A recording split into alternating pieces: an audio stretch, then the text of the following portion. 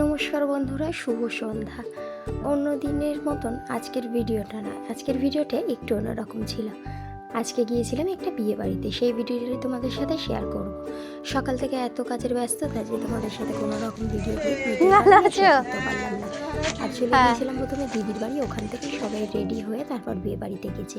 আর এই দেখো, এই হচ্ছে আমার দিদি, আর এই হচ্ছে বোনপো বউ, মানে আমার দিদির ছেলের বিয়ে ছিল, সেইখানে গিয়েছিল। আর আমার ছোট্ট শ্রীজু দেখো সেজে গুজিয়ে রেডি হয়ে ঘুরছে, কেমন লাগছে সেটা জানিও। আর এই দেখো সবাই মিলে এখানে আমরা বসে আছি গিয়ে, মানে এখনও বিয়ে বাড়ি সেরমভাবে খুব ভিড় হয়নি, মানে সবাই আসেনি। আমরা গিয়েছিলাম ওই 7টা থেকে 7:30, তারই মধ্যে সবাই বাড়ির লোক বসে আছে, আর আমরাও আর কি গিয়ে সবার সাথে কথাবার্তা বলছিলাম। এবার চলে যাচ্ছি প্যান্ডেলের দিকে।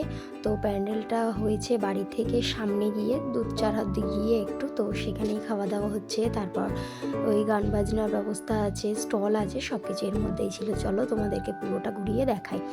আর আমার দিদিও এই দেখো ব্ল্যাক কালারের ব্লাউজ আর লেহেঙ্গা পরেছে যেটা, আর সাথে তো আমি রয়েছি, দেখিয়েছো তো কেমন লাগছে জানিও অবশ্যই। এই হচ্ছে তোমাদের দা ভাই, তো সৃজিকেও কোলে নিয়েছিল, এগুলো দেখেও ভারী মজা পাচ্ছিল। আর ওখানেও গিয়েছিলাম, প্যান্ডেলটা খুব সুন্দর ছিল। এই দেখো এখানে খাওয়ার ব্যবস্থা, আর এই যে রেনবো বলে বোধহয় এই প্যান্ডেলটা, ওপরে যে অনেক কালারফুল কাপড় দিয়ে তৈরি, বেশ ভালো লেগেছে জানো, খুব সুন্দর আয়োজন ছিল। আর এই সাইডটা সব স্টল দিয়েছে, আর ওই দিকে ছিল ফুচকা। এই হচ্ছে পানের স্টল দিয়েছে একটা, জানো, পকোড়া ছিল, পান ছিল, আর ওইদিকে ফুচকা ছিল, কফি ছিল, এইসবই স্টলে ছিল।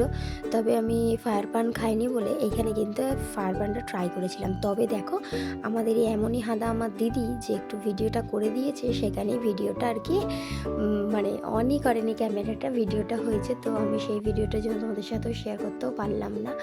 আর বিয়ে বাড়িতে গিয়ে কত কিছু হয়ে থাকে, দেখো আমি পকোড়ার জন্য হাত বাড়িয়েই আছি, কিন্তু আমাকে কিছুতেই আর পকোড়া দেয় না, মানে সে নিয়েই নিচ্ছে আর আমি হাতটা বাড়িয়েছি। দেখো বারংবার সেই একই জিনিস হচ্ছে, যেখানেই হাত বাড়াতে যাই সেখানেই অন্য কাউকে দিয়ে দেয়।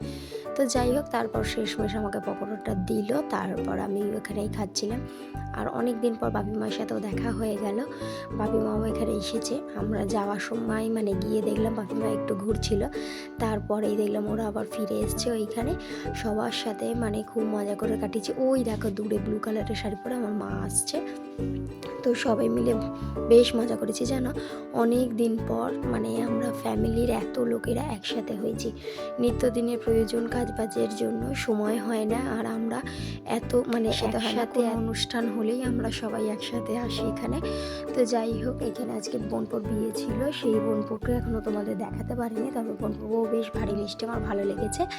আর এই হচ্ছে দেখো বিয়ে বাড়ির স্টল, আমরা সবাই এখানে আছি, আমার কাকা, পিসে মশাই, দিদি, জামাইবাবু, দিদির শাশুড়ি, দিদির ছেলে, আমরা সবাই, মানে আমরা যেহেতু দেশের বাড়িতে থাকি না, তাই সেখানে সবার সাথে সেরকম দেখা হয় না, এরকম কোনো অনুষ্ঠান হলে তবেই দেখা সাক্ষাৎ হয়।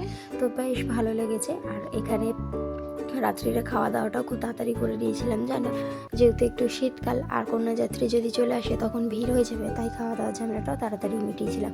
তবে বেশ খানিকটা সময় এখানে কাটিয়েছিলাম। তারপর আমাদের যেহেতু এটা দেশের বাড়ি, আশেপাশে অনেক আত্মীয় রয়েছে, সবার কাছে একটু ঘোরাঘুরি করছিলাম, একটু ফটো ভিডিও এগুলো তো বিয়ে বাড়িতে হয়েই থাকে। তবে দেখো আমার বাপি কিন্তু ক্যামেরায় এসে বেশ খুশি হয়েছে বলে মনে হচ্ছে। তো যাই হোক, এইসব জিনিসগুলো এই যে ক্যামেরা বন্দি হচ্ছে না, এটা সারা জীবনের জন্য থেকে যাবে। তোমাদের কীরকম মানে কি মনে হয় জানি না, তো আমার বেশ ভালো লাগে জানো কোনো জিনিস এরকম স্মৃতি হয়ে থেকে গেলে। তবে ফোনের অনেক সময় ডিস্টার্বের জন্য অনেক কিছু ডিলিট করে দিতে হয়, তবে এইসব জিনিসগুলো কিন্তু রেখে দিতে আমার বেশ মজা লাগে। আর ফুচকা আমি আলাদাভাবে খাইনি জানো, দিদি নিচ্ছিল, ওখান থেকেই 1 পিস নিয়েছিলাম, কারণ ফুচকাটা খেলে আর অন্য কিছু খাওয়া যায় না, ভালো লাগে না। তো ওখানে এইভাবে সময় কাটাচ্ছিলাম। আর বিয়েবাড়িতে মানে কি বলবো, এত ভিড়ের সামনে কারোর সামনে যেহেতু আমি ভিডিও করি না, তাই একটু ইতস্তত বোধ হচ্ছিল। আর একটা জিনিস কী বলতো, ওখানে গান চলছিল, তাই কোনো রকমে তোমাদের অরিজিনাল ভয়েসটা দিতে পারলাম না, কারণ কি ওখানে মিউজিক হচ্ছে, যেহেতু কপিরাইট এসে যাওয়ার একটা চান্স থাকে। আর আগেও আমার একটা ভিডিওতে এসেছে, কেন এসেছে বলতে পারবো না, তো যাই হোক ওই ভয়েই আর কি আমি দিলাম না। আর দেখো এই নেকলেসটা আর কি হারটা আমি অনলাইন থেকে নিয়েছিলাম, কীরকম লাগছে যে বলো। আর এই হচ্ছে আমার ছোট্ট পরি, সুন্দর করে নাচ করতে চাইছিল, গান চলেছিল যেহেতু, মনটা খুব খুশি ছিল। তো যাই হোক, এখন আমরা খেতেও বসে গেছি, এখানেই সবাই মিলে একসাথে বসেছি খাওয়া দাওয়া করতে। এই হচ্ছে বধূবরণ, এই মেনু কার্ড দেখো। তো চলো খাওয়া দাওয়াটা সেরে চলে গিয়েছিলাম নাচের ওই দিকটা। আর এই দিকে ছিল তোমার খাওয়া দাওয়াতে মেনু করে এখানে দেখতে পাচ্ছ, প্রথমে ডিমের টেবিল দিয়েছিল, তারপর ফ্রাইড রাইস ছিল, নানপুরি ছিল, চানা পনির ছিল, চাটনি, পাঁপড়, মিষ্টি, সন্দেশ এরকম তো ছিলই, মাছ ছিল। তো যাই হোক সব কিছু খাওয়া দাওয়া করে, তবু জানো তো বিয়ে বাড়িতে গেলে একটা জিনিস হয় কি, দেখবে ঘরে তুমি যেরকমভাবে খেয়ে শান্তি পাবে, বিয়ে বাড়িতে কিন্তু সেইটা হয় না, যত রকমই ভালো খাবার দিক না কেন। তো ওদিকে খাওয়া দাওয়াটা সেরে এসেই দেখি এইদিকে নাচ, তো তুমুল নাচ শুরু হয়ে গেছে। তো আমিও একটু একটু ভাবছিলাম যে নাচি, তবে আমার ফোনটা কে ধরবে, সাথে মেয়ে আছে, সেই সব চিন্তা ভাবনাও করছিলাম। তো ওই দু একটু হাত পা নাড়িয়ে যাই হোক মেয়ের সাথে করেছি, মানে এত ভিড়ে গিয়ে এদের সাথে নাচ করা হয়নি। তো এরা ভীষণই ভালো নাচেছে দেখো। আর সেই সন্ধ্যা থেকে ওরা যে নাচ শুরু করেছে, সেই রাত 12টা 1টা অবধি সেই চালিয়ে গেছে। তো অত রাত অবধি আমরা অবশ্য ছিলাম না, ওখানে কিছুক্ষণ ঘুরে আর একটা ফায়ার পান যে বলেছিলাম খেয়েছিলাম, সেইটা খেয়ে আর ফিরে চলে এসেছি। কারণ যেহেতু শ্রীজুর ছোটো, শ্রীজুর এবার ঘুম পেয়ে যাচ্ছিল না। আরও কিছুক্ষণ থাকতাম, যদি শ্রীজুর না ঘুমাতো তাহলে থাকতাম, তবে শ্রীজু যেহেতু ঘুমিয়ে পড়ছিল আর আমরাও ওই লেহেঙ্গা পরে মানে একটা অস্বস্তি হচ্ছিলো, অনেকক্ষণ ধরে আছি, তো তাই আর ভালো লাগছিল না বলে ঘরে চলে এসেছিলাম। এসে আমরা আমাদের মতো একটু ফ্রেশ হয়ে সৃজাকে আগে ঘুম পাড়িয়েছি। ও হ্যাঁ, সৃজু যেহেতু টেবিলে বসে ভালো করে খেতে পায়নি, তাই ওর খাবারটা ঘরে নিয়ে গিয়েছিলাম, গিয়ে ওকে আলাদা করে বসিয়ে কিছুক্ষণ খাইয়েছিলাম, তারপর ঘুম পাড়িয়েছিলাম। আর ঘুমটা যদি না পারে না, এত পরিমাণে বিরক্ত করছে তোমাদের কি বলবো। আর ও তো লেহেঙ্গা পরেছিল, তাই ওরও ভালো লাগছিল না। তো এই নাচ গান কেমন লাগলো তোমাদের অবশ্যই জানিও। আমি তো বেশ এনজয় করেছি, খুব ভালো লেগেছে। তো যাই হোক রাতটা ওইভাবেই কাটিয়ে দিয়েছি। এই দেখো পরের দিন সকালবেলা কোনো কাজ বাজ সেইভাবে নেই, রাঁধুনি ওখানে রান্না করছে, তাই সবাই এখানে বসে গল্প করছে, আড্ডা মারছে।